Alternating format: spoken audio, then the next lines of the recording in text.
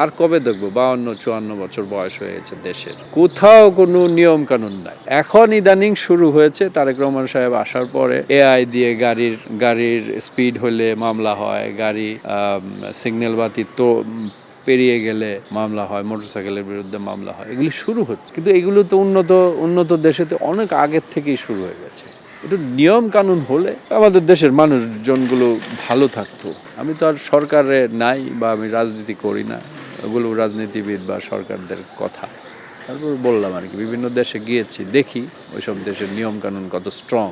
এখানে স্ট্রং হলে হয়তো দেশের মানুষগুলি ভালো থাকতো। আপনি যে দুইটা ছবির নাম বলছেন, এগুলি তো কমার্শিয়াল ছবি না। হ্যাঁ, যতদিন পর্যন্ত এই ইন্ডাস্ট্রিতে কমার্শিয়াল ছবির আনাগোনা না বাড়বে, ইন্ডাস্ট্রি দাঁড়াবে না। মাল্টিকাস্টিং, হ্যাঁ, আপনি দেখেন এই যে মাসুদ রানা, দেখলাম একটা কথা বলতে ভুলে গেছিলাম, মাসুদ রানায় কোনো গান নাই, একটা কমেডি ছোট্ট 2-3 লাইনের একটা গান করে, একজন ভিলেন আছে, কিন্তু নায়ক নায়িকার কোনো গান নাই, খালি চেজিং ফাইট।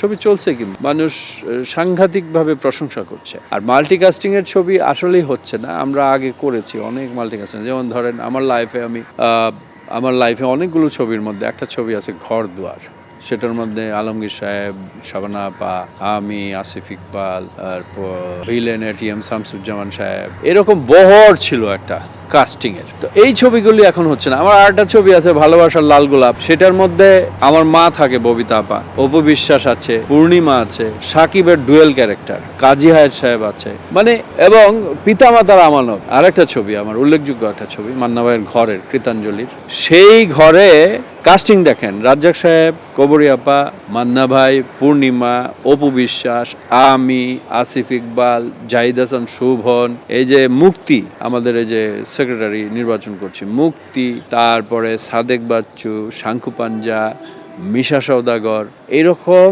আর্টিস্টের বহর 20-25 জন হবে।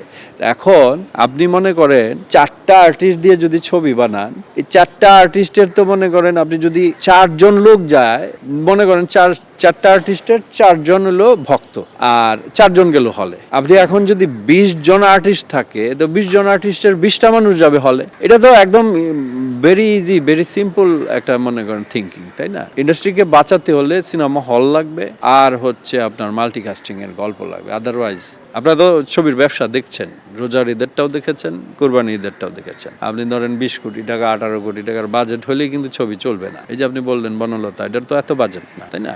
অল্প বাজেটে আপনি আমাদের দেশে আপনার 1.5-2 কোটি টাকার উপরে গেলে টাকা তুলতে কিন্তু অনেক কষ্ট হবে। আমাদের মানে প্রডিউসাররা আছেন, তারপরে পরিচালকরা আছেন, ওনারা এরকম মাল্টিকাস্টিং এর গল্প দরকার, খুবই দরকার।